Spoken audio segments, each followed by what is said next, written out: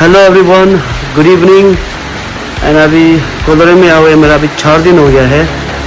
And जिस दिन हम यहाँ पहुँचा था शाम को तभी बारिश ही था भयंकर से। एंड देन अभी 4 दिन के बाद स्टिल बारिश। आज शायद 2 घंटा के थोड़ा बारिश थम गया था, मगर अभी फिर बारिश शुरू हो गया। बारिश थमने का नाम ही नहीं ले रहा है।